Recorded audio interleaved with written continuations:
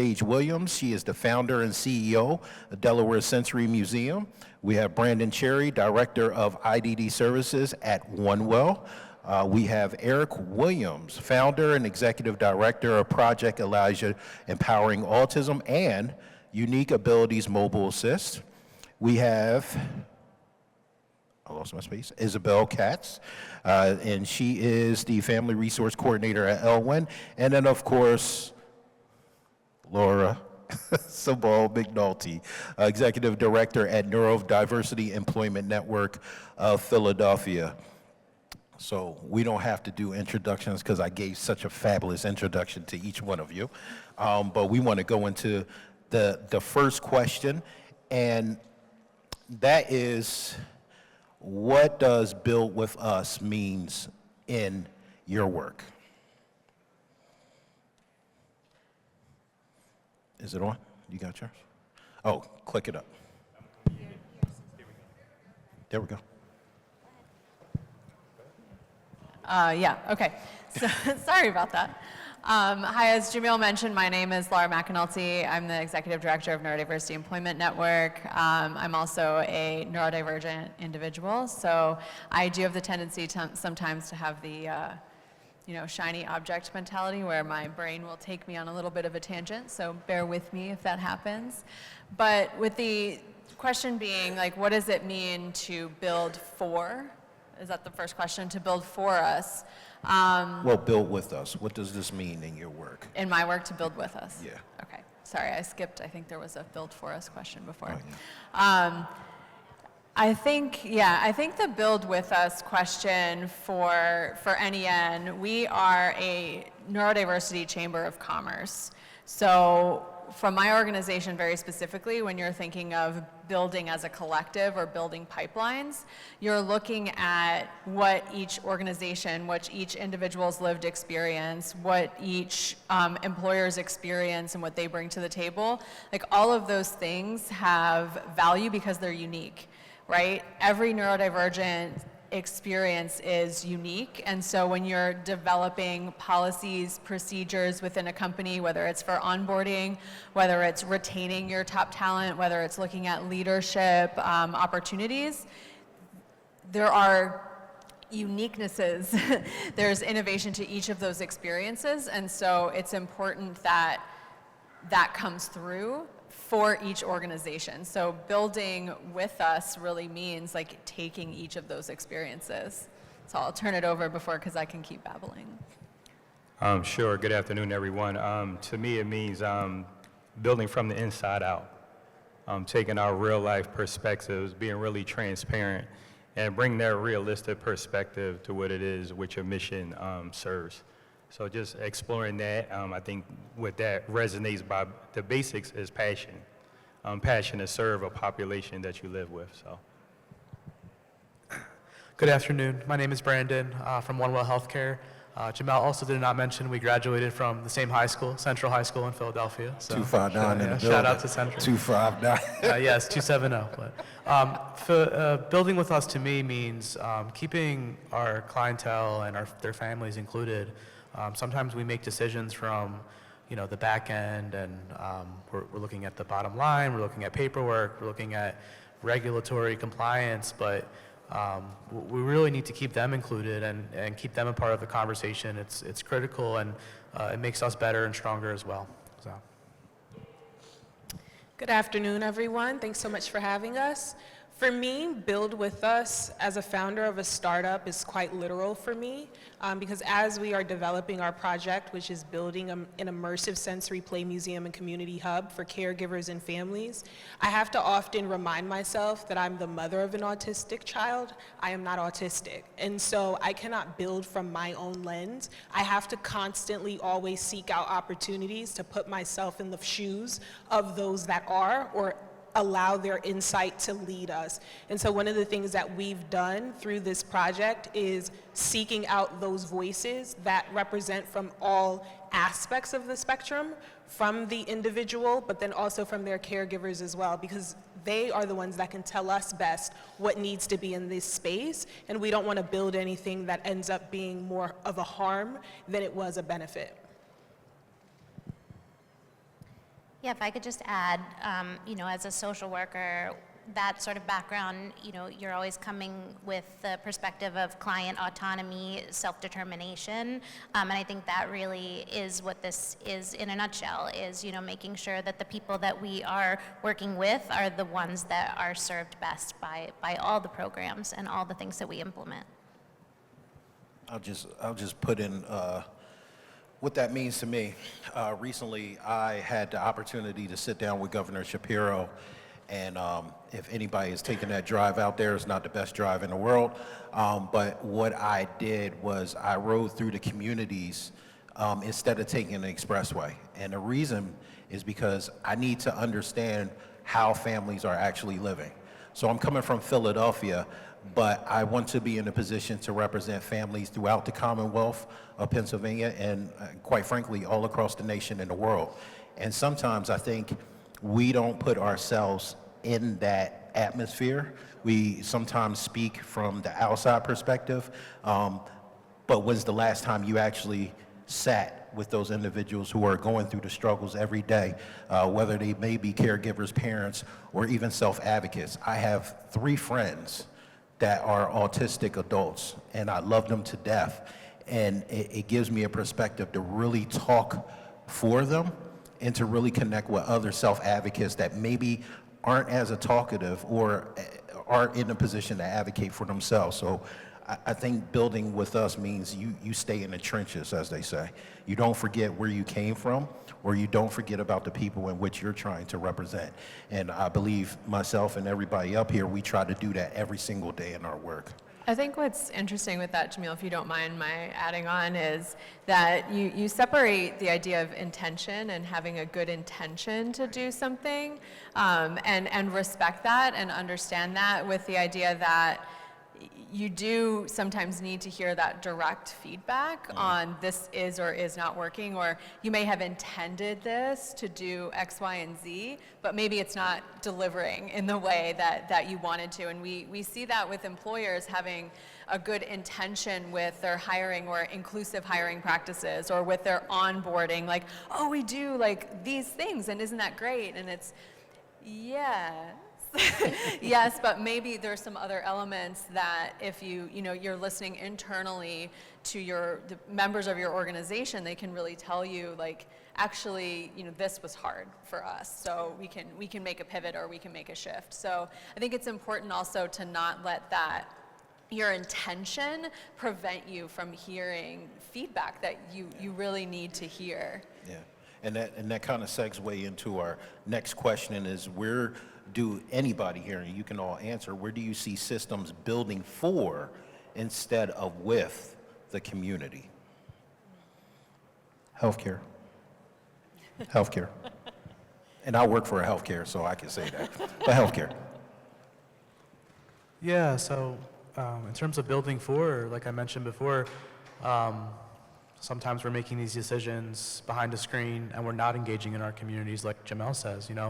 At OneWell, where I work, we are across the whole Commonwealth of Pennsylvania, and we have 25 offices across the Commonwealth. So we have offices in Philly and Balkenwood, and we also have offices in very rural area like Warren, Pennsylvania, which is about 7 hours away from here. So it's important for us to really engage with the community and learn, the different cultures and the different values that those communities have, rather than making those decisions from a corporate office. And those kinds of decisions are usually building for rather than with. So that's what we see in our experience. And I think for me, I get to experience it on a daily, because my son is 27 on a spectrum. I'm leading an organization and trying to get out there in the community. So I'm not just writing administratively for RFPs or trying to make those connections. I'm actually out there serving. So, and I tell organizations sometimes, it's okay just to look at our RFP. I know that's the process, but come out and see what we do. That's one way to actually measure the impact of our children. I used to think that success was defined in numbers of attendees, but you could just have one and the impact that you could have on that one person, but they would never know that unless they come out. So I try my best to get them to come from behind their desk, pushing the pens and all of that, because I have to do that part too, And at the end of the day, I'm still a father of one with autism, 27, and if I would gauge it, probably have a kindergarten education at best. So I got to be his advocate as well. So none of that stuff stops, as you know. Yeah. I'll put you on the spot, though. You can go ahead. I would probably also add to that probably every space.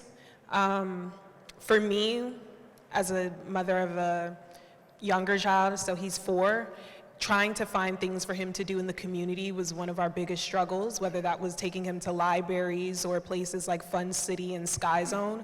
There's so many attempts at what spaces try to do to create moments, minutes, an area, a nook, but I don't think oftentimes they have the full perspective of what is needed or required for an autistic individual, and they're just like, oh, you just need a quiet area, and they throw all this stuff in there, and it's like, this is actually overstimulating me.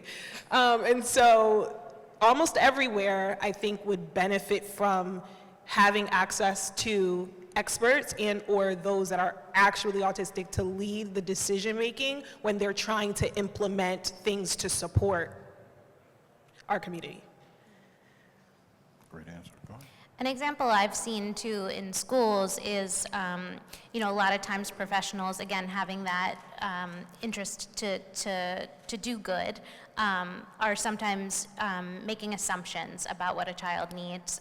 A lot of times I will see therapists making recommendations for like a communication device, and that might really fit what they see as the child's needs, but they haven't really engaged the family and understanding what is the family's routine, what are the practices at home, how can the sibling be, learning this device and helping to model. So what happens is then that device just stays in the child's backpack, and the impact is lost. So I think these things that we're thinking about are so beneficial to really making supports long-term and supportive to the individuals.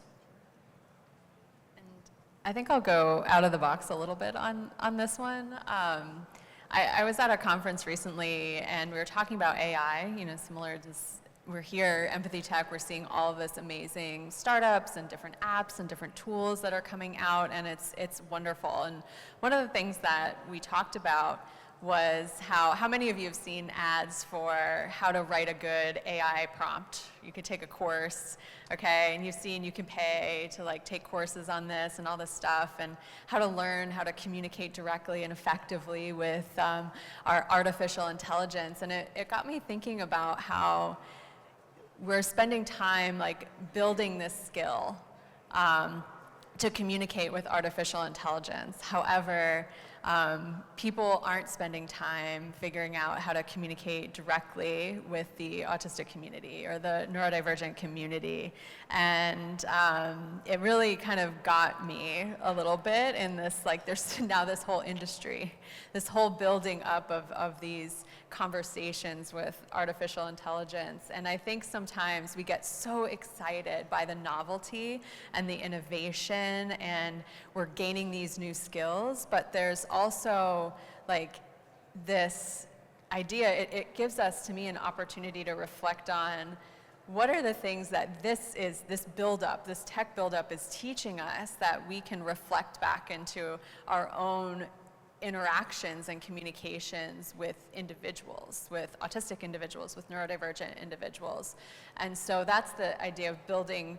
You're building for, yes, this tech build out, but also how is that reflected back into the community? And that's something that I was thinking about with this question. Interesting point. I like that. I like that a lot. I want to go into this next question because I think all of us will have something to input. If you don't mind, I would like to go first because I want to give a tangible example for everybody to see the answer to this next question, and that's one practical way organizations can bring community voices in from the start. So to give you a little context, one, because the woman who actually started the conversation is to give me a chance. I see you out there. She's in the audience. Two, I'm going to keep my job, so I'm going to shout her out. But before I started working at CHOP, I was doing advocacy work on my own, and she found out about the work that I was doing through word of mouth. And I had an opportunity to present, just a regular guy, regular dad that's just trying to make a difference in the community for my son and individuals like him.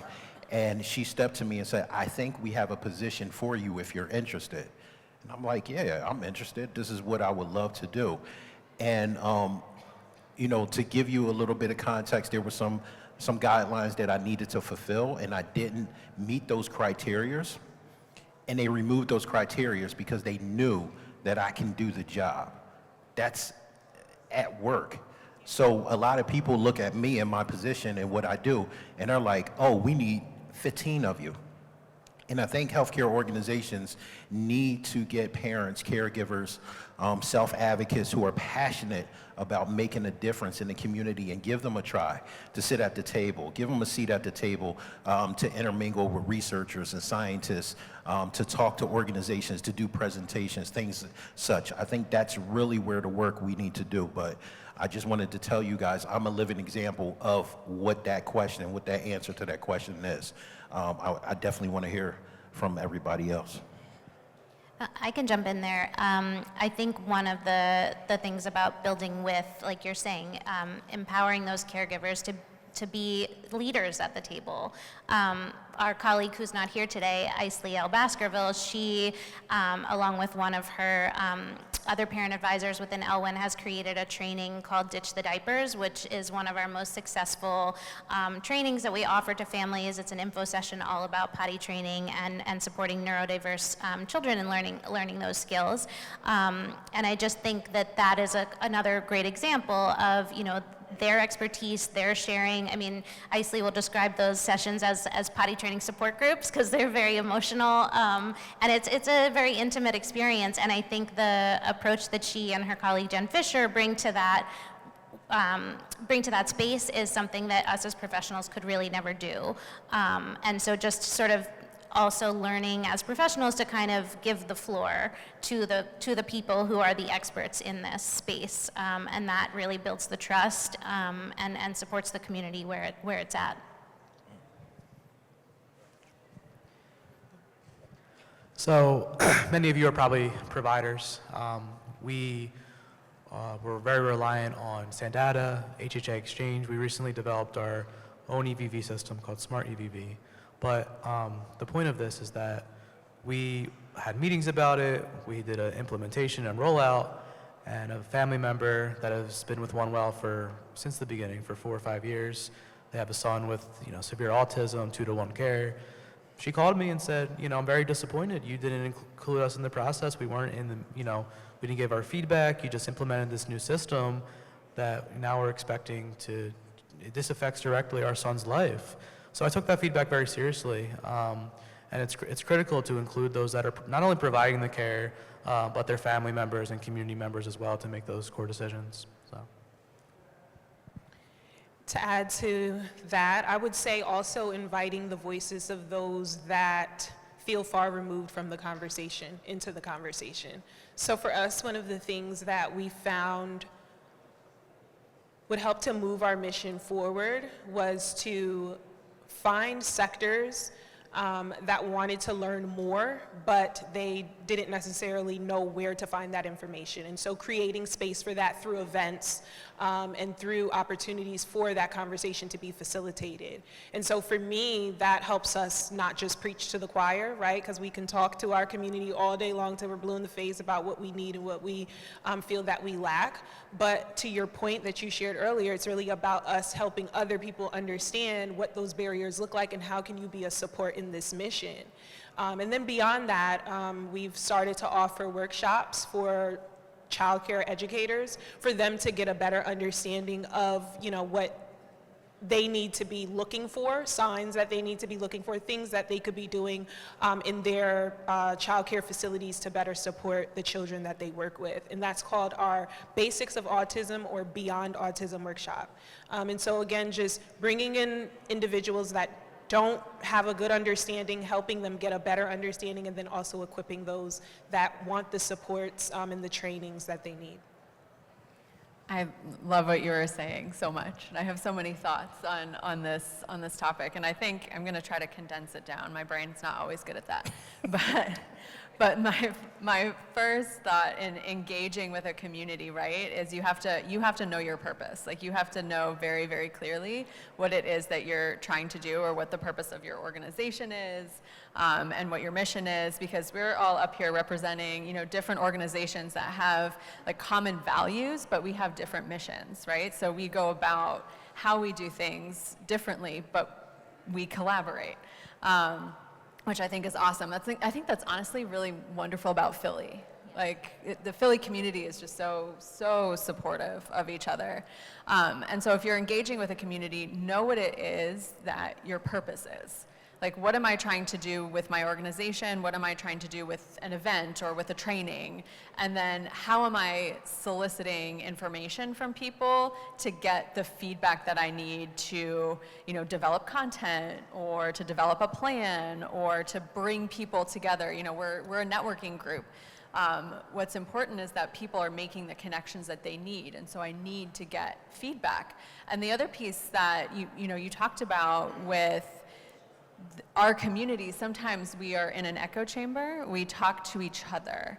And I think you really have to be purposeful in talking to people outside of just this community to get additional feedback, because one of the beautiful things about the neurodivergent community is that there's so much intersectionality, and there's so much like difference reflected across socioeconomic status, across race, across gender, across sexual identity, like all sorts of things. And so I think it's really important that if you know what your purpose is and you know what you're trying to accomplish, that then you're very, very deliberate in your outreach to make sure that you are representing the community that you're in. So for an employer network, we're representing small business, mid-size, large, entrepreneurs, nonprofits, you know, and like I mentioned, all of the different other groups that are represented within the neurodivergent community. And so I think like that, to me, when you're trying to do outreach, it's not just this blast, right? Like, it has to be really, really purposeful, and you have to do that self-reflection. Yeah, I think for me, leading the organization for 21 years, it's just about being consistent and knowing what that is. And we had the same mission statement, safe, nurturing, and judgment-free environment throughout the 21 years. So just try to stay on those principles, yet serving. Sometimes we oftentimes get frustrated about, we want everybody to come and we think we have this secret sauce, which may not be the case, but that's measured by what's internal. So you may not always get that back then. And then, you know, looking at it 21 years ago, autism wasn't talked about in our communities. And with my population, the low to moderate income demographic, we was in denial. And people would come shadow more than they would participate. You know, so, but just about a consistency over that, some that shadow with us 21 years ago, they're just now coming. But they see the effectiveness prior to COVID. We actually grew 3 times our size during COVID, and then now kind of positioned us really well, but it took 2 decades to get there. So just remain to be consistent and love the population that you're serving. So many gems being dropped here. I'm hating Mary looking at me. She's putting up fingers. But we're out of time, unfortunately. I want to respect our next presenter up here. You know, I would say one thing is that I also, too, am a strong advocate for telling parents and communities that they must meet us head on. Events like this, right? Communities must be able to come out to get this information, to mingle, to be educated. So the onus is not just on one particular side, but it takes all of us to come to the table and to talk about these things and really work on them together. So I just wanted to throw that out there because I'm very passionate about giving out that information, as I too was a parent that was very reluctant to sit at the table or be absent from the table. So I want to thank the panelists here today. Once again, real inclusion isn't for communities, but with communities. Let today be a reminder that collaboration, listening, and shared power lead to lasting change. Each one of you are my family, so I appreciate you guys. I appreciate you being up here. Thank you.